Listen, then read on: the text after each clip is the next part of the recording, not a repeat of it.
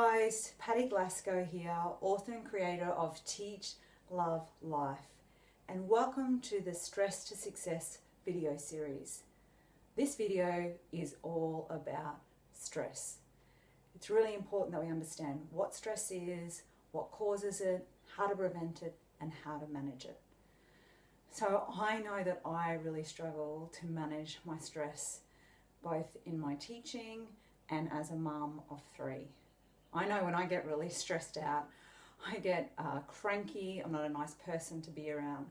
But it also can lead to other serious things like fatigue, irritability, losing sleep, putting on weight, losing your hair, and also in extreme cases, heart attack. So what is stress? Stress is that feeling you get when you have a certain situation you're faced with and you feel like you can't manage, or you can't cope, or you can't do it to the standard that you want to do it because you just don't have the resources. So those resources are usually time and money, or the know-how. So some stress is a good thing because it motivates us, but being stressed all the time, that's when problems can occur. So the best way to explain it is like a pool pump. So a pool pump has times when it's working really hard, has times when it's switched off, I guess when it rests. So what would happen to this pool pump if it was on all the time, working all the time? What would happen to it? Well, that's right, pressure will build up. It would start to overheat. It would probably forget what cycle that it was on, and eventually parts might start to fall off, and it might even blow a valve, just like in extreme cases, having a heart attack or a anxiety attack. So, it's really important that we get really clear on what creates this stress. Because, just like the pool pump, when our body's under stress all the time, our heart rate goes higher, our breathing increases, and so does our blood pressure. So what happens in order to stop the stress is we actually get sick. Physically we get sick, or we can get mentally sick by getting anxiety and depression. So what causes stress? Well, it's what we think, the way we think. So Dr. Wayne Dwyer said that there's no such thing as stress. There's all just a bunch of people walking around thinking stressful thoughts.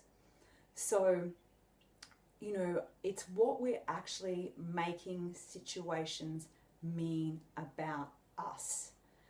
So let's take the example, you've got 30 essays to mark by 9 a.m. tomorrow, you've got to coach the touch football team, you've also got to pick up your children at some point and put a healthy meal on the table. And you start thinking things like, I'm not going to get all this done, or when am I going to get this done? If I do get it done, it won't be to my high standards. If I don't get it done, I won't have integrity because I tell all my kids to get things done. And, if I don't get it done, that's, against school policy. And, in a extreme case, I might lose my job. So all that meaning that's going through our head creates the story. And it's that story that makes the stress, creates the stress. So let's take the same example and choose to think differently about it. And maybe it's, I accept that I've got a lot to do and I'm going to be stretched. Maybe it's one step at a time. What's the first thing I can do? I'll do my best. If I get everything done the way I want it, then great. And if I don't, then that's going to be great too. And I'm just going to have to leave it at the standard that I can do, which is my best today. How's that person going to feel? They've created a different story.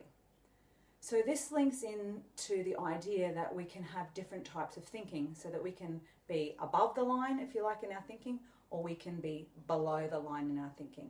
When we're above the line with our thinking, we choose what we make things mean about us. So we're the designers, the creators, the producers of our own life. When we're below the line, we have the illusion that we have no choice. That's just the way it is. So some depression falls into that below the line thinking.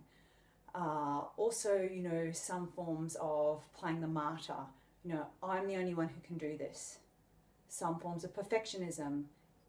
It has to be done to this standard all the time. Or emotional outbursts. Like, you just don't understand. This is the way I feel.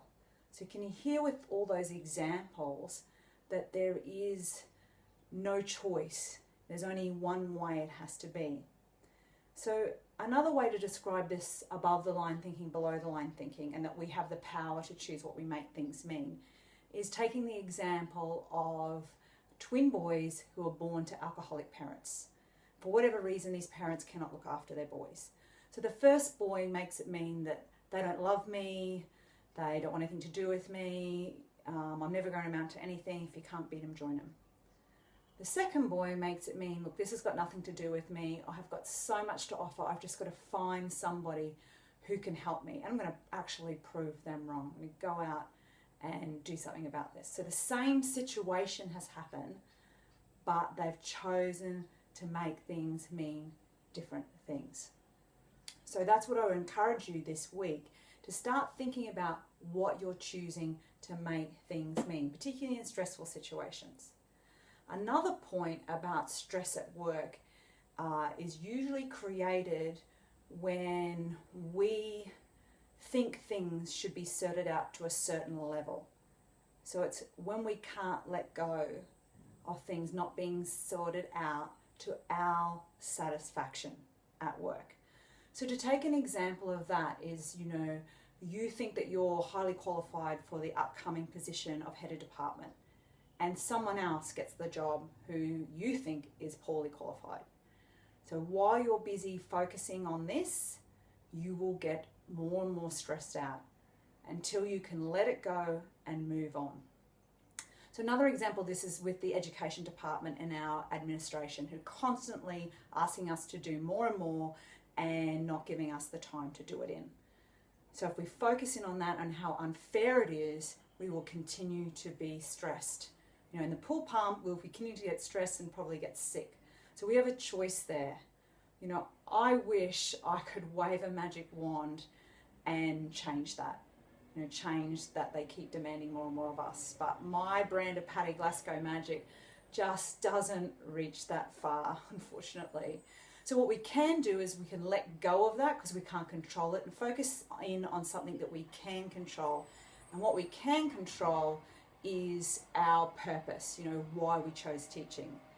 So this week's action steps to decrease stress and manage it is to, 1, choose a stressful situation for you. Think about what that one could be. Number 2, it could be right now I've got the garbage man going past while I'm trying to do a video. But you know what? I'm making that mean it's all part of it. Number 2 is asking yourself, what else could it mean? And keep asking yourself, what else could this mean? Until you can get something that's empowering. So it'll be something about how you're growing and learning, which is a good thing because, you spend your day teaching people how to learn. Number 3 is asking yourself whether you can control this. And the hot tip here is that the only thing we really can control is ourselves. So number 4 is, if you can't control it, what can you do? What do you need to know in order to let it go? So I'd love to invite you to head on over to the Facebook page, which is Total Teacher Support, and share what's come up for you as you've done this action step this week. 2 or 3 things that you've learned that might help other teachers. So this Facebook group is a closed community, which I regulate. It's designed to celebrate the important job that teachers do. It's also designed to give work-life balance tips and well-being tips for teachers. We even have theme days. So Sunday is Gratitude Day. So if you'd like to be part of this community, we'd love to have you. Just head on over to Total Teacher Support in Facebook and send a request. Well, that's it for me for this video on stress. I hope you found this useful so that you can continue to teach and love your life. Bye for now.